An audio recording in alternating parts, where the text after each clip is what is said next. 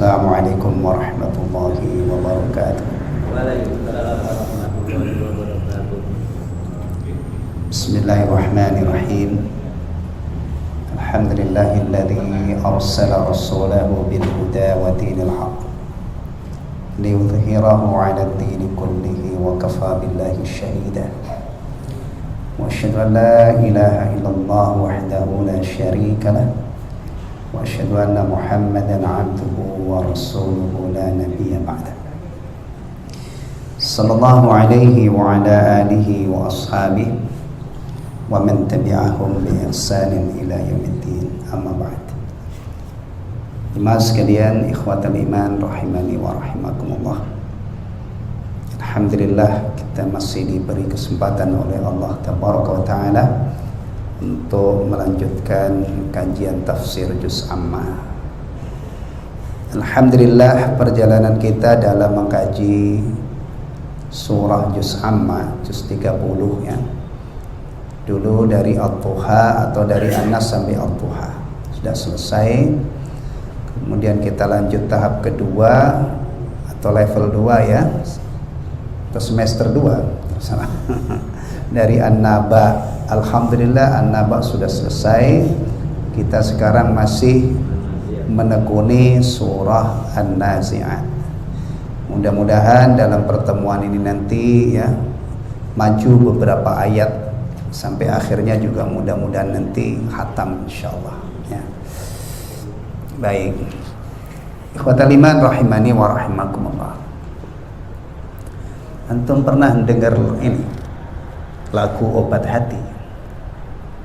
Nah, ya, kadang-kadang beberapa waktu yang lalu itu populer, pengamen-pengamen di jalanan pun melakukan lagu ini.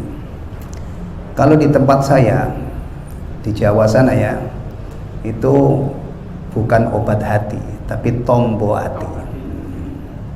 Coba ingat-ingat satu di antara yang disebutkan. Ini aslinya perkataan ulama dan ini sahih. Ya, tombo hati itu ada 5 itu benar itu, tidak tidak menyalahi ajaran. Satu yang kaitannya dengan kegiatan kita itu adalah kalau di Jawa ya bahasanya itu moco Quran, angen-angen sakmanani. Jadi bukan hanya baca Quran. Bahasa Arabnya itu adalah qiraatul Quran bitadabbur.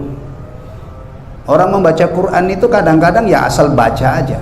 Bahkan maaf saja ya, sampai bacanya itu tidak diperhatikan ilmu tajwidnya, tidak dipraktekkan tajwid.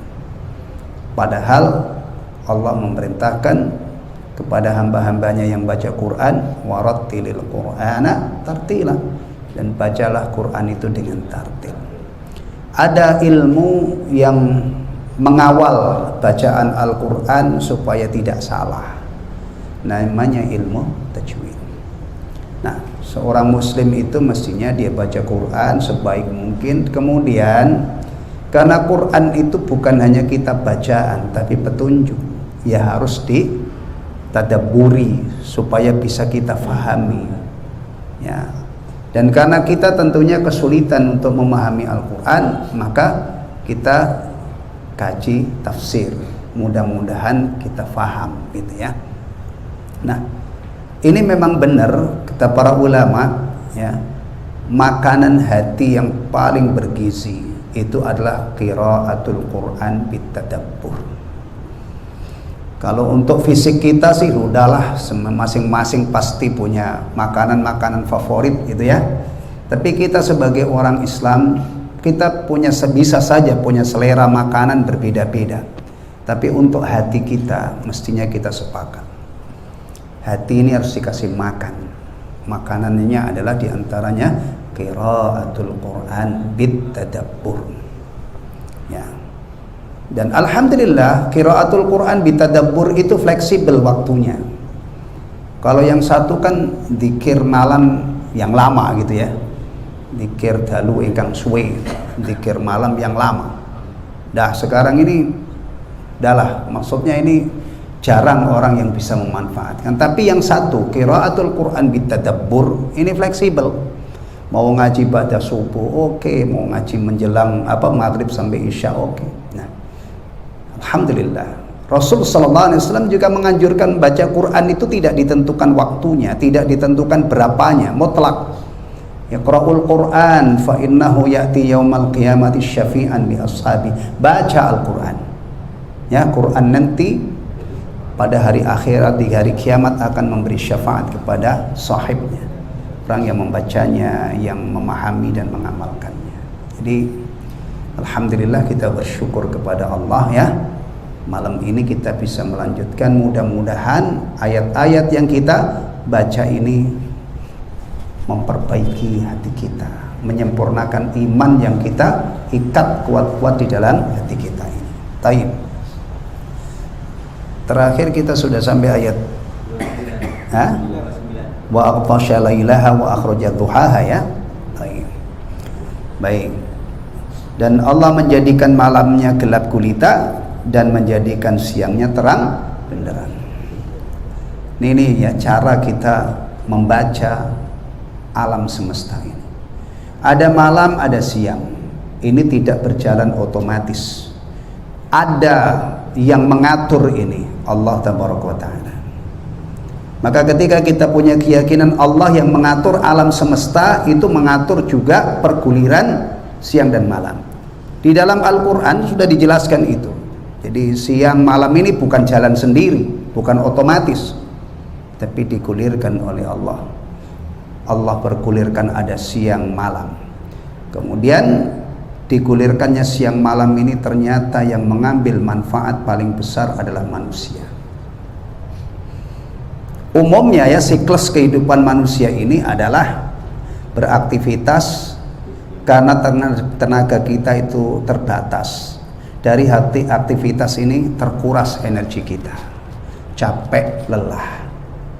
Kemudian malam-malam kita istirahat. Tuh Masya Allah, kadang-kadang ada itu orang puluhan tahun ya, dia kerja pulang ke rumah istirahat, besok kerja lagi. Nah, hari Sabtu Ahad kadang-kadang dapat libur ya, itu sampai pensiun. Masya Allah hasilnya ya, nggak tahu kalau pejabat itu hasilnya mestinya nggak terlalu banyak ya, kan gajinya terbatas. Sebenarnya orang yang potensi jadi orang kaya raya itu pedagang atau pengusaha yang in limit itu ya. Tapi kalau pejabat itu biasanya ya, kecuali pejabat tinggi ya, duitnya gajinya gede, kemudian sambil mungkin Masya Allah itu memanfaatkan ini loh, memanfaatkan perguliran siang malam ya. Atau kadang-kadang pagi di olahraga sedikit ya, olahraga sehat badannya. Mestinya ya, ujung-ujungnya itu ya syukur kepada Allah. Alhamdulillah ya, saya dikasih kesehatan oleh Allah, dikasih kesempatan hidup bertahun-tahun mengikuti perguliran siang dan malam. Saya kerja, saya istirahat, saya kerja, saya istirahat. Alhamdulillah. Jadi jangan pernah melepaskan urusan alam ini dengan Allah. Ini yang kadang-kadang kita dibuat lupa atau sengaja dikondisikan tidak dikaitkan dengan Allah. Covid, Masya Allah, berita tentang Covid hancur lebur kehidupan kita. Kadang-kadang tidak pernah menyebut Allah. Mestinya itu yang ditakdirkan oleh Allah wafat ya, sekian. Yang ditakdirkan oleh Allah terpapar sekian. Yang disembuhkan oleh Allah sekian. Alhamdulillah ternyata Covid ini tidak terlalu mematikan. Kalau antum melihat ratusan juta penduduk dunia kan kalau dikumpulkan, tapi yang meninggal tidak sampai 50%. Alhamdulillah ya. Alhamdulillah. Coba kalau Covid ini soalnya benar-benar ganas, setiap yang terpapar Allah takdirkan mati. Berkurang berapa ini Indonesia? Begini ini tolong ya diperhatikan. Ada hujan turun, tidak ada hujan, itu semua harus dikembalikan kepada Allah Subhanahu wa taala. Berawal dari alhamdulillahi rabbil alamin. Segala puji bagi Allah Rabb semesta alam. Ya. Baik, kita lanjutkan. Wal arda ba'da dzalika dahaha, firman Allah taala, dan bumi sesudah itu yakni setelah penciptaan langit firman Allah Ta'ala dahaha dihamparkannya, yakni ditebarkannya berbagai manfaat di dalamnya. Ya. Bumi, ya, Masya Allah, yang terhampar ini, meskipun ada teori bumi itu bulat, ya kan? Tapi antum pernah merasakan bumi itu bulat gak? Saya tanya. Antum yang pernah menjelajah sampai Eropa, misalnya keliling dunia, kita ini bisa nggak merasakan, melihat bahwa bumi itu bulat? Nggak ada.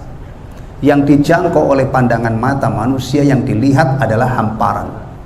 Nah, coba antum masuk tol Bekasi Barat ke timur, nah, sepanjang antum menyetir itu pasti yang terhampar adalah di depan kita hamparan jalan tol sejauh mata memandang.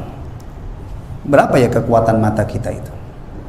Kalau misalnya ini lempeng itu Cirebon, bisa kelihatan nggak dari Bekasi Barat? Antum sampai Kerawang, terus lagi Cikampek, Cirebon, Semarang, sampai ke sana Banyuwangi. Setiap kita melayangkan pandangan kita ke bumi ini, yang terlihat adalah hamparan. Kadang-kadang hamparan sawah, ya, hamparan apalagi, ya, jalan yang lempeng, ya kan? Nah, ini juga bumi terhampar ini bukan terhampar sendiri. Tapi kalau kita baca dengan ayat ini, fa'ilnya, pelakunya yang menghamparkan bumi itu siapa? Allah. Kemudian di sini ada apa namanya? Penjelasan bahwa sesudah menciptakan langit, ya. Nah, ini nanti ada penjelasannya. Awalnya Allah menciptakan bumi, tapi belum sempurna Allah ciptakan langit. Setelah menciptakan langit, Allah hamparkan bumi. Begitu, ya. Baik, ana bacakan kitab apa namanya tafsir aslinya. Ay awda'a fiha manafi'aha. Sebelum itu wal arba ba'da dzalika ay ba'da khalqis sama. Jadi Allah menghamparkan bumi itu setelah menciptakan langit, sesudah menciptakan langit.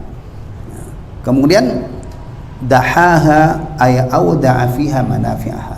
Allah tebarkan atau Allah simpan di bumi ini berbagai macam manfaatnya. Lagi-lagi siapa yang mengeksplor manfaat bumi yang paling kenyang itu siapa?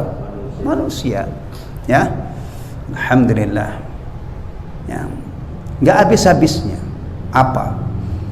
Kalau kita klasifikasi secara global gitu, ya, kita bagi-bagi, bumi ini ada yang jadikan perumahan, ya kan? Nggak tahu itu apa namanya programnya Elon Musk itu mau bikin perkampungan di planet Mars. Saya yakin tidak bakalan terjadi, ya, karena memang bumi ini yang dijadikan oleh Allah tempat tinggal. Kalau ada orang tinggal di Mars juga susah nanti.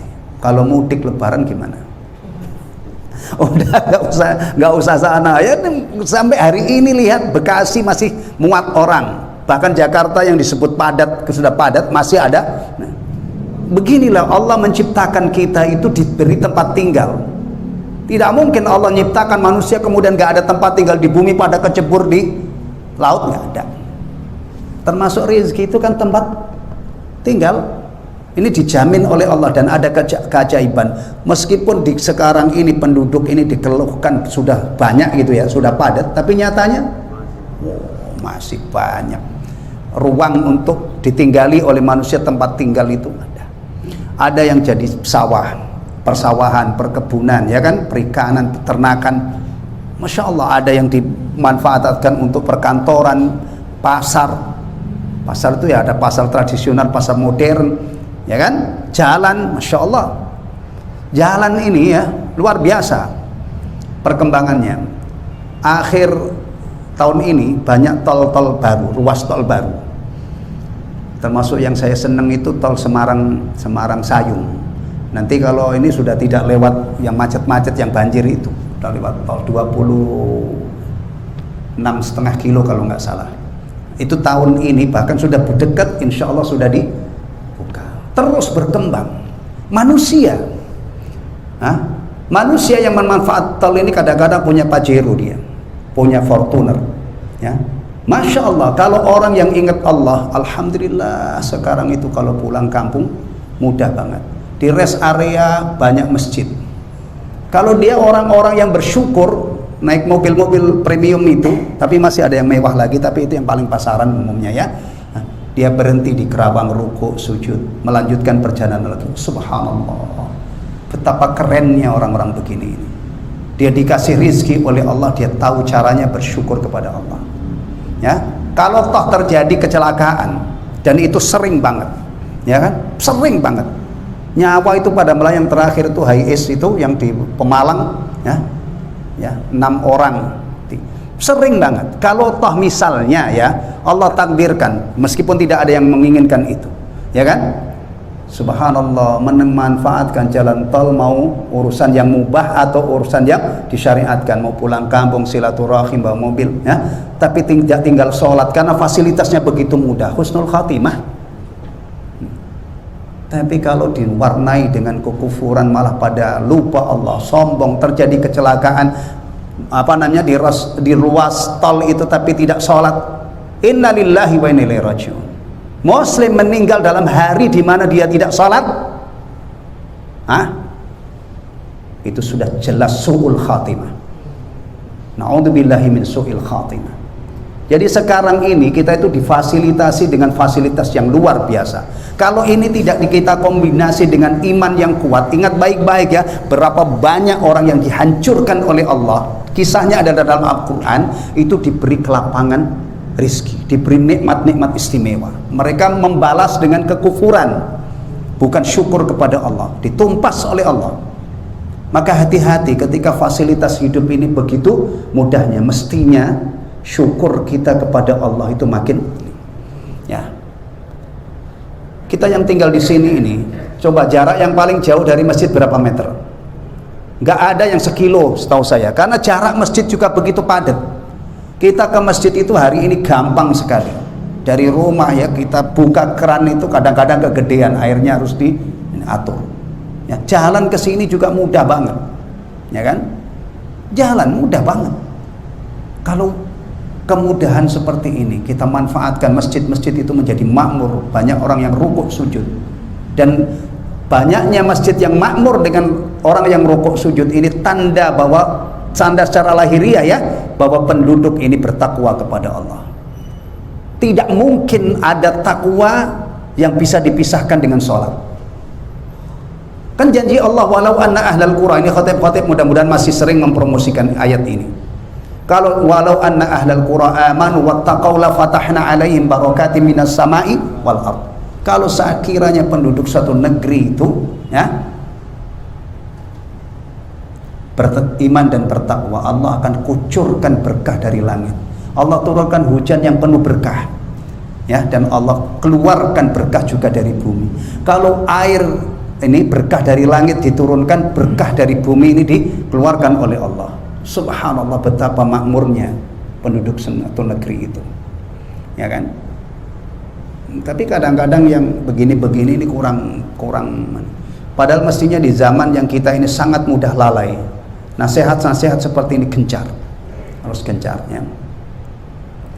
Tadi saya kesini di pertigaan itu agak macet. Di depan saya itu ada mobil Avanza. Di kaca belakang bagian pojok itu ada gini, ayo kita sholat berjamaah, laki-laki wajib berjamaah. Saya penasaran siapa ini yang punya mobil ini, ya. Itu benar itu.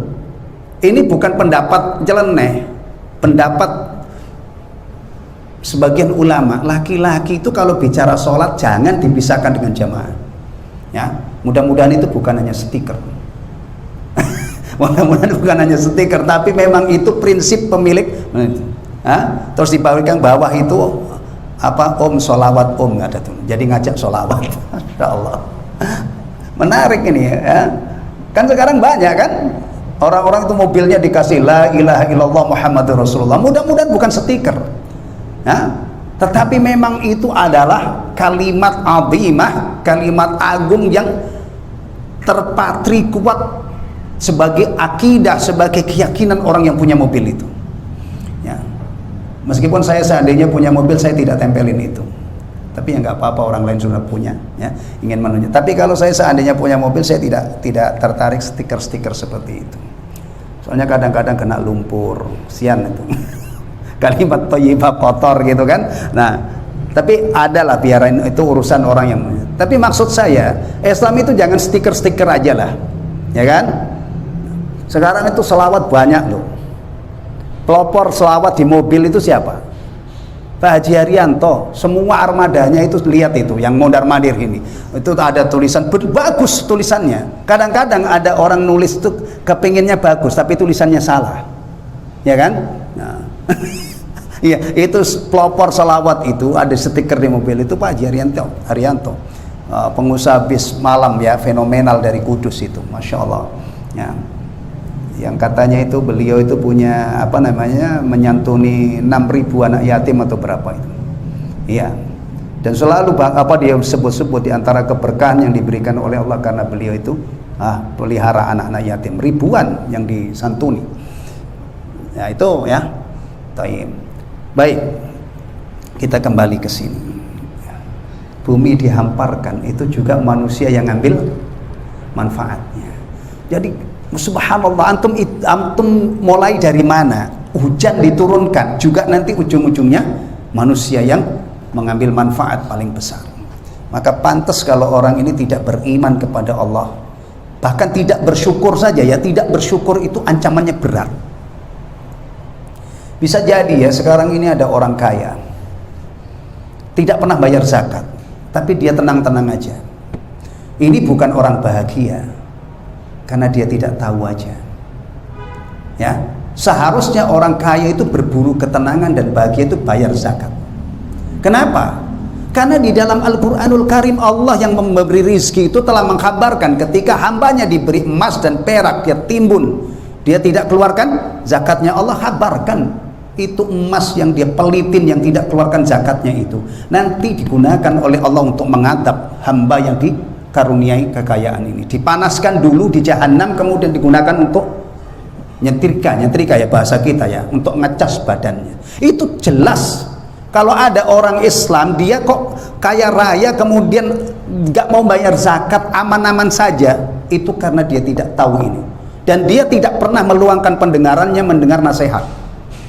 Ya, coba kalau dia luangkan nasihat, insya Allah ya, dengan nasihat itu dia mikir, iya ya ngapain emas sampai saya pelitin gak saya keluarkan zakatnya. Sekilo itu kan sudah pasti nisab ya, jangankan sekilo, seon aja insya Allah, ya kan? Padahal kalau dikeluarkan zakatnya diberkahi oleh Allah, bisa tambah kaya lagi. Tidak mungkin ada ceritanya orang membayar zakat atau dermawan membuat dia miskin. Demikian juga orang-orang yang tidak sholat itu, ya Allah, coba antum duduk sebentar atau luangkan baca Quran, antum ketemu bahkan orang yang sholat saja masih terancam ancaman yang mengerikan, fawailul lil musallin, kecelakaan besar. Bahkan mestinya itu jangan kecelakaan, ambil tafsir yang nendang lah maknanya. Kiai-kiai kita itu kalau neraka wail, jurang di dasar neraka yang panasnya luar biasa untuk orang yang sholat. Sholatnya gimana? Sholat tapi nggak beres dari aspek waktunya dan tidak beres cara pelaksanaannya. Diulur-ulur, kadang-kadang sampai mepet banget baru sholat. Apapun kalau mepet waktunya pasti terburu-buru. Antum sarapan waktunya tetap mepet, pasti buru-buru, ya kan? Apa saja kalau waktunya itu mepet, nggak. Padahal sholat itu perlu ditunaikan dengan tenang. Makanya yang paling bagus sholat di awal waktu, karena waktunya masih panjang, kita leluasa untuk tumak ninahnya supaya maksimal ya. Coba nggak usah tidak usah surah Al-Baqarah dulu ya, baru hafal surah Al-Ma'un kalau faham. Ya Allah, saya kalau meremehkan sholat ini, saya diancam oleh Allah dengan wail. Bagaimana yang meninggalkan? Wow, yang meninggalkan lebih parah lagi. Anda kepengen masuk surga tapi nggak sholat, surga mana yang Anda masuki? Masuk surga itu ada sebabnya, sudah disebutkan oleh Allah. Masuk neraka juga ada sebabnya. Masalakakum fi saqar.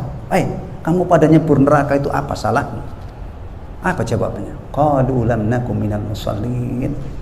Dulu kami itu enggak sholat.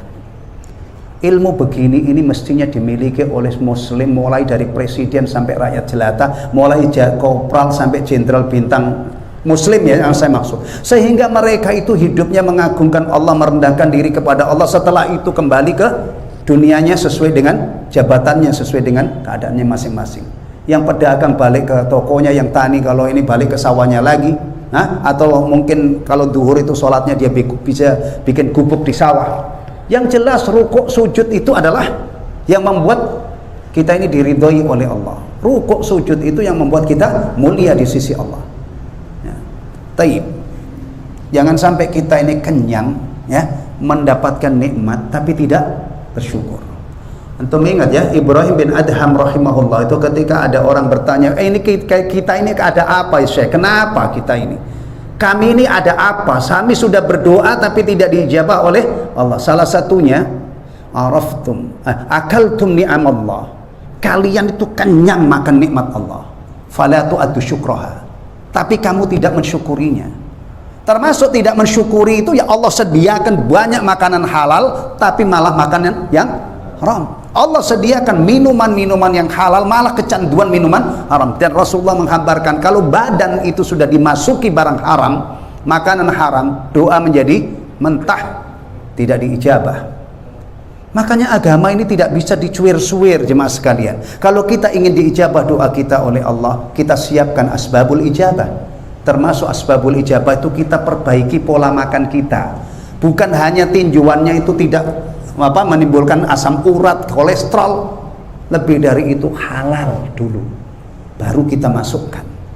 Nanti kalau kita berdoa astaghfirullahaladzim, Rabbana atina fid dunya hasanah, Rabbighfirli wa liwalidayya, atau doa-doa yang lain mudah-mudahan diijabah. Jangan sampai kita ini cuman gemar berdoa, mengangkat tangan, tetapi kita menutup mata penjelasan Rasulullah, penjelasan para ulama tentang sebab-sebab tidak diijabahnya doa. Taib. Akhraja minha ma'aha wa mar'aha wal jibala arsaha. Ya. Ia memancarkan daripadanya mata airnya. Ia ini maksudnya Allah ya, semua kembali kepada Allah. Jadi ada sumber, ada mata air memancar di bumi ini, Allah yang memancarkan. Kalau Allah menghendaki kering pasti kering. Mau minta hujan ke siapa, ya kan? Kemudian dan tumbuh-tumbuhannya, menumbuhkan tumbuh-tumbuhannya. Ini jelas ya, adanya tumbuhan itu pasti ada karena sebab ada air. Nggak ada air, udah. Bukan hanya tumbuhan aja ya, manusia juga kalau nggak mendapatkan air dalam waktu tertentu gimana? Dan orang itu kalau mati karena kehausan itu tersiksanya luar biasa, karena tidak langsung kelepek gitu, mengalami kehausan yang amat sangat sampai akhirnya subhanallah. Maka lihat ajaran Islam, setiap kita minum awali dengan bismillah, sadar ini anugerah dari Allah. Selesai minum alhamdulillah. Dan ternyata keridhaan Allah itu salah satunya dari sini ya. Allah ridha seorang hambanya itu memakan satu lukmah, satu suapan ya. Tapi ulama yang banyak itu satu porsi ya, jadi sepiring. Nanti hamdalahnya tahmidnya itu setelah selesai. Tapi Imam Ahmad rahimahullah mempraktekkan bukan seporsi, sepiring baru hamdalah. Setiap suap alhamdulillah. Ditanya apa-apaan ya Imam ini kok masih bicara alhamdulillah banyak banget. Daripada saya nggak mengucapkan alhamdulillah, katanya lebih baik nih. Tapi sebagian besar ulama bismillah itu di awal makan, alhamdulillah itu selesai makan. Selesainya berapa? Ya tergantung. Kalau model Pak Yadi yang langsing tuh kayaknya nggak banyak makan. Tapi kalau model saya itu makan sering nambah saya. Alhamdulillah, baru entah berapa suap baru alhamdulillah gitu kan. Nah, tapi yang jelas ini emang ada ajaran sebagus ini. Ya, kita aja kalau ada orang lewat jelonong gitu aja, wah ini nggak sopan, gitu kan? Ya nggak? Kita menikmati rizki dari Allah, masa tidak mengawali bismillah dengan menyebut namamu ya Allah, aku nikmati rizki ini. Itu kan keren banget, itu sopan banget kepada Allah. Ini kadang-kadang kalau kita bicara adab, bicara kesopanan itu hanya sama orang. Ada bocah-bocah lewat di depan kita nggak sopan, itu nggak sopan. Sementara kita yang tua nggak rukuk, nggak sujud, lebih nggak sopan lagi. Ya, makan nggak kenal bismillah, selesai makan alhamdulillah. Atau ada yang lebih panjang lagi, alhamdulillahilladzi at'amani hadza wa razaqanihi min ghairi haulin minni wala quwwah. Rizki yang kita makan itu ikhwatal iman ya, kadang-kadang itu ya, antum bayangkan singkong ditancepin. Singkong itu yang ditanam apanya? Pohonnya kan, tancepin. Udah ditancepin, udah tinggal tunggu setahun atau setengah tahun antum cabut ada isinya. Nggak perlu repot. Petani itu juga tidak ada petani itu harus tiap malam dia tidur di sawahnya. Enggak. Siang tadi dia nanam, dia tinggal pulang. Nah, bahkan kadang-kadang istrinya 4 juga ada petani istrinya 4. Ya adalah ya, tidur nyenyak, makan enak, besok mungkin nggak usah ke sawah lagi, minggu depan 3 bulan dia datang insya Allah. Nah, panen. Jadi tidak repot ini. Antum ngurusin kambing, peternak kambing itu repot apa? Apakah tiap hari harus mijitin kambingnya, harus ini? Enggak, kasih makan ini setahun. Jadi rizki dari Allah itu tidak sulit, tidak menguras tenaga kita. Maka apalagi makanan pokok ya, makanan pokok rata-rata ditebar, disemai, ya memang ada perawatan tapi tidak sampai orang itu habis waktunya untuk itu. Ya. Makanya kalau ada petani, masya Allah, panen raya sudah bertonton nggak keluar zakatnya. Ini orang petani kufur, ini kufur nikmat minimal. Karena semuanya ini memang harus dikaitkan dengan Allah. Ujung-ujungnya setelah kita menerima nikmat itu, kewajiban orang yang menerima nikmat apa? Kewajiban orang yang menerima nikmat apa? Syukur. Kewajiban kita yang banyak dosa apa? Taubat. Maka doa yang paling bagus itu adalah astagfirullah atau yang lainnya. Pujian yang paling untuk Allah yang paling istimewa adalah la ilaha illallah. Ya, perbanyak kalimat ini. Perbarui iman kita. Kalau kita lagi bengong punya waktu luang di antaranya la ilaha illallah. Tidak ada yang berhak disembah selain Allah. Perbanyak. Itu memperbarui iman kita. Kemudian ingat, kita ini banyak dosa, maka doa yang paling bagus adalah merengek-rengek kepada Allah, kita beristighfar. Maka kadang-kadang kombinasi antara alhamdulillah dengan istighfar. Ada cerita, saya pernah dengar dari seorang ustadz, ada kuli pasar, kuli panggul. Kuli panggul di zaman dulu itu jangan antum remehkan. Bisa saja kuli panggul itulah orang yang hafid Al-Quran.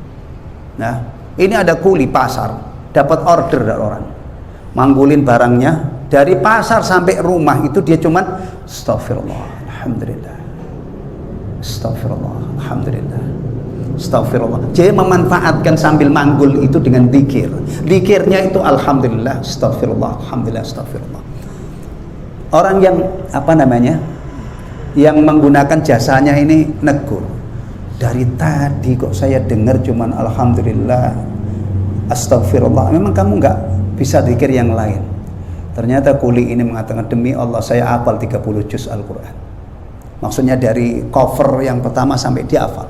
Tapi di saat itu dia ingin memperbanyak zikir alhamdulillah, astagfirullah. Dan memang ini kalau kita renungkan, alhamdulillah itu ucapan syukur. Kita ini masya Allah, siapapun orangnya, hatta orang miskin itu mendapatkan nikmat tidak terkira, disyukuri dengan minimal alhamdulillah. Ya. Kemudian di satu sisi semua kita ini banyak dosa. Kalau ada orang merasa tidak banyak dosa itu karena mati hatinya, bukan karena bersih. Iya, karena mati hatinya. Nah, kalau orang itu hidup hatinya, pasti dia merasa, ya Allah saya ini masih kurang banget. Ya kan? Apalagi Nabi kita itu mengajarkan itu, kullu bani adam khatta'un wa khairul khatta'in at-tawwabun. Semua manusia yang namanya manusia itu banyak salahnya. Hatta yang sudah muslim, yang sudah beriman, banyak salahnya. Dan sebaik-baik orang yang bersalah itu yang banyak bertobat. Salah satu bentuk permohonan ampunan kita kepada Allah itu difasilitasi dengan kalimat minimal astaghfirullah. Banyak sih variasinya, antum tambahi astaghfirullahaladzim alladzi la ilaha illa huwal hayyul qayyum wa atubu ilaihi, terserah. Tapi kalau ba'da salat itu cukup astaghfirullah, astaghfirullah. Selain itu bahkan ada sayyidul istighfar. Allahumma anta rabbi la ilaha illa anta kalau dibaca di pagi hari ya, pagi hari dengan penuh keyakinan dan mati di hari itu, dakhalal jannah. Kalau dibaca sore hari dia yakin betul menghayati kalimat itu dan mati pada malam hari, masuk surga. Ya, ini bagaimana kita hidup itu ya. Saya kasih gambaran tadi, kita menyadari betapa banyaknya nikmat dari Allah, kemudian kita balas nikmat itu dengan syukur. Jangan seperti tadi yang diingatkan oleh Ibrahim bin Adham, kalian kenyang makan nikmat Allah tapi kalian tidak menunaikan kewajiban bersyukur kepadanya. Kalau kita penuh kemudahan, kewajiban kita bersyukur. Baik. Mana tadi? Baik. Gunung ya, kalau kita bicara gunung di dalam Al-Quran itu fungsinya apa? Gunung menjaga keseimbangan bumi ya. Maka kabar tentang kiamat itu nanti gunungnya dihancur luluhkan, maka saat itu juga bumi ini digoncang dengan goncangan yang sangat dahsyat ya. Jadi ini ilmu tentang gunung dari Al-Quran. Gunung itu yang menciptakan Allah ya. Gunung itu Masya Allah, Allah yang menciptakannya, fungsinya untuk pasak, menjaga keseimbangan bumi. Di sini berapa tahun tidak pernah terjadi gempa? Saya tanya yang paling sepuh. Bapak asli dari sini Pak ya? Lahir di sini ya? Pernah nggak ada gempa bumi di sini sampai rumah-rumah pada roboh? Alhamdulillah. Itu salah satu faedah dari ya. Kadang-kadang saking tenangnya itu ya, kita tidur nggak pernah gelundung kan? Nggak pernah jatuh. Saking nyenyaknya kadang-kadang subuh itu nggak bangun. Saking nyenyaknya, maka hati-hati dengan kemudahan yang diberikan oleh Allah, jangan sampai membuat kita terlena. Mestinya kalau kita itu menikmati suasana penuh nikmat, gelimang kemudahan, perbanyak syukurnya kepada Allah. Jadi ini tadi yang mengeluarkan air itu Allah, yang menumbuhkan tumbuh-tumbuhan ya. Nah, tumbuhan ini yang paling banyak memanfaatkan siapa? Manusia ya, sayur mayurnya. Tapi yang rumput-rumput itu yang manfaatin siapa? Ternak pun nanti siklusnya setelah gemuk manusia ya Allah. Bahkan ada ternak gede banget itu dari ujung monyongnya, cingurnya sampai buntutnya habis dimakan oleh kita. Apa itu? Sapi kan? Iya, Insya Allah. Coba kalau sapi itu Allah takdirkan ganas, buas. Bukan kita yang makan sapi, kita yang ditelan mentah-mentah oleh sapi. Apalagi yang kecil-kecil itu. Alhamdulillah binatang ada 1 ton. Ada 1 ton kan? Kemarin korbannya Pak Jokowi berapa? Biasanya presiden itu kalau alhamdulillah. Presiden kita itu dari kecil sampai hari ini muslim.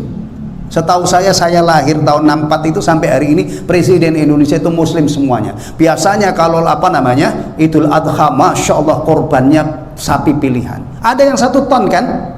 Sapi jinak. Alhamdulillah. Nih.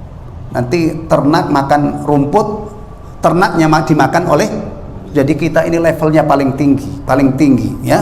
Insyaallah gunung Allah yang memanjangkan. Juga faedahnya kembali ke kita. Alhamdulillah sudah Isya. Insyaallah kita melanjutkan 2 pekan yang akan datang ya. Maju berapa ayat Pak Yadi? Dari 29 sampai 32 ya, 3 ayat. Alhamdulillah. Subhanakallahumma wa bihamdika asyhadu an la ilaha illa anta astaghfiruka wa atubu ilaik. Assalamualaikum warahmatullahi wabarakatuh.